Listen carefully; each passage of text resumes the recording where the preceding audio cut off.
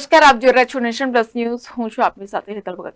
મધ્યપ્રદેશ અને ગુજરાતમાંથી વધુ પ્રવાસીઓને આકર્ષવા માટે શ્રીલંકા ટુરિઝમ પ્રમોશન બ્યુરો અને મધ્યપ્રદેશ અને ગુજરાતમાંથી વધુ પ્રવાસીઓને આકર્ષવા માટે શ્રીલંકા ટુરિઝમ પ્રમોશન બ્યુરો અને શ્રીલંકા કન્વેન્શન બ્યુરો દ્વારા શ્રીલંકાને પ્રોત્સાહન આપવા માટે B2B રોડ શોનું આયોજન કરવામાં આવ્યું હતું. આ ઇવેન્ટમાં શ્રીલંકા અને ભારત વચ્ચેના સંબંધોને મજબૂત કરવા માટે શ્રીલંકાના પ્રવાસન ઉદ્યોગ, વિવિધ આકર્ષણો, તેની સ્થિતિસ્થાપકતા અને વૃદ્ધિનું પ્રદર્શન કરવામાં આવ્યું હતું. શ્રીલંકન સરકાર દ્વારા ભારતીય પ્રવાસીઓ માટે વિઝા મુક્ત પ્રવેશ આપવામાં આવી રહ્યો છે, ત્યારે શ્રીલંકાના પ્રવાસન ક્ષેત્રે 2024ના પ્રથમ 4 મહિનામાં જ $1.25 બિલિયન થી વધુનો રેકોર્ડ નોંધવામાં આવ્યો છે અને 5મી જૂન 2024 સુધીમાં ભારતમાંથી માત્ર 1,60,184 જેટલા પ્રવાસીઓએ શ્રીલંકાનો પ્રવાસ ખેડ્યો છે, જે ભારતના ટોપ સોર્સ માર્કેટને જાળવી રાખે છે. Can you just tell about what is the event is all about, and if you talk about the Sri Lanka tourism, what are the things that are upcoming right now? So we are here to position Sri Lanka to the two-tier cities. One of the biggest cities is Gujarat. It's a huge market for us, and we want to position Sri Lanka to the Gujaratis to come to Sri Lanka and experience compact, diverse, authentic destination. And on top of that, and come and see the Ramayana trails, the Sitama temple, only temple in the whole world dedicated for Sitama. So you have to come and see it.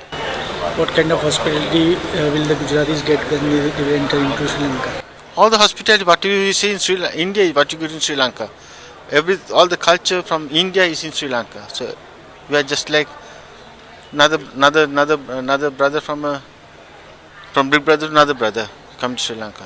Talk about the tourism trade. How is the tourism growing in India? If you talk about Sri Lanka. So right now, up to end of May, we have over 180,000 tourists, Indian travelers to Sri Lanka.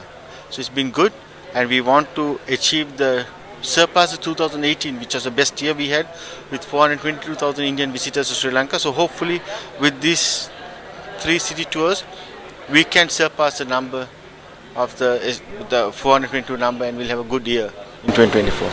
We talk about the hotels and other things in Sri Lanka. What's the best part what we can get in Sri Lanka? So today, as we speak, we opened the ITC.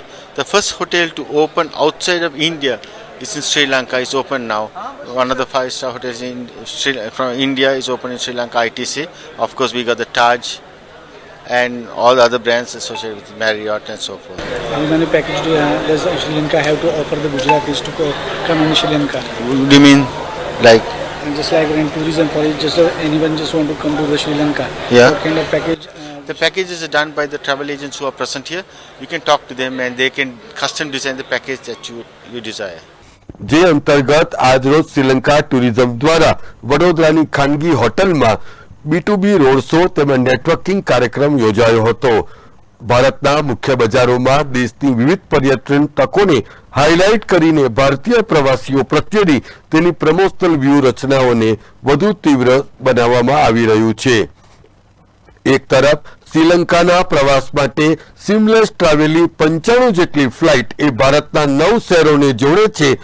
ભારતમાંથી આવતા પ્રવાસીઓ પૈકી કુલ શ્રીલંકાના પ્રવાસન ક્ષેત્રે 18% market ધરાવે છે, તો સિમલેસ ટ્રાવેલ 95 ફ્લાઇટો એ શ્રીલંકાને પ્રવાસ માટે ભારતના 9 શહેરો સાથે જોડે છે. સૌથી મહત્વપૂર્ણ વાત એ છે કે ભારતીયો હવે ભારતીય રૂપિયાનું ચલણ ખર્ચીને શ્રીલંકાનો પ્રવાસ માણી શકશે. શ્રીલંકા ટુરિઝમ આખા ગુજરાતમાં 2 શો કરી રહ્યું છે, એક સુરતમાં અને એક વડોદરામાં. એના ભાગરૂપે આ લોકોએ વડોદરામાં એટલા માટે ડેસ્ટિનેશન સિલેક્ટ કર્યું કે વડોદરાથી અઢળક લોકો આપણા શ્રીલંકામાં જાય છે, અને શ્રીલંકાવાળાએ સર્વે કર્યો એમાં સૌથી ગુજરાતમાં સેકન્ડ હાઈએસ્ટ વડોદરાના આવ્યો છે આફ્ટર અમદાવાદ. તો એટલા માટે એ લોકોએ અહીંયા રોડ શો કરવાનું નક્કી કર્યું, અને રોડ શોમાં અહીંયાથી 40 જેટલા એમના ઓપરેટરો અને હોટેલિયરો આવ્યા છે, જે બધા જેટલા પણ અહીંયા ટ્રાવેલ એજન્ટો આવશે એ બધાને એમના 4 to 10 or 9 નાઇટ્સના પેકેજ સમજાવશે.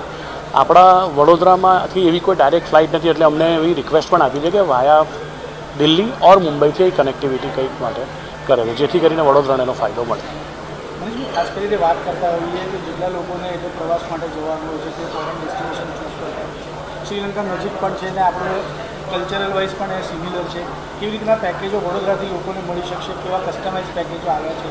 કસ્ટમાઇઝ પેકેજમાં મેં કીધું ને 4 થી 8 થી 9 નાઇટના પેકેજ હોય છે એમના, અને વડોદરાના લગભગ અમે 150 થી 200 એજન્ટ એવા છીએ જે શ્રીલંકાના બુકિંગ કરીએ જ છીએ.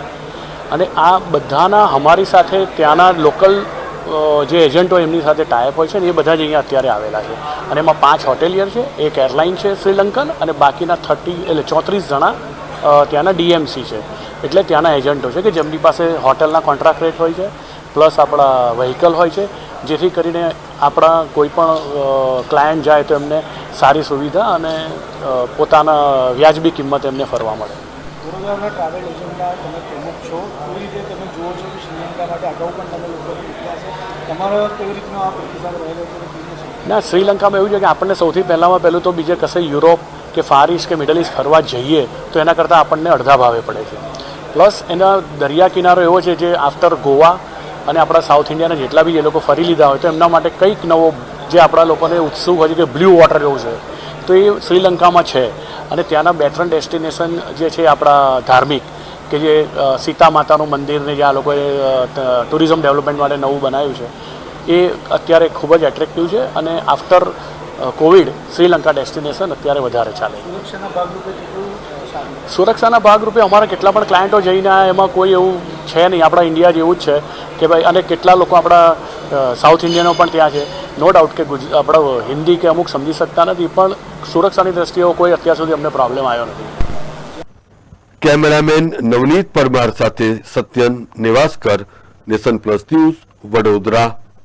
સમાચારોના સતત અપડેટ મેળવવા માટે અમારી નેશન પ્લસ ન્યૂઝની યુટ્યુબ ચેનલને સબસ્ક્રાઇબ કરો, બેલ આઇકન દબાવો અને જોડાયેલા રહો ફેસબુક, ઇન્સ્ટાગ્રામ અને ટ્વિટર પર.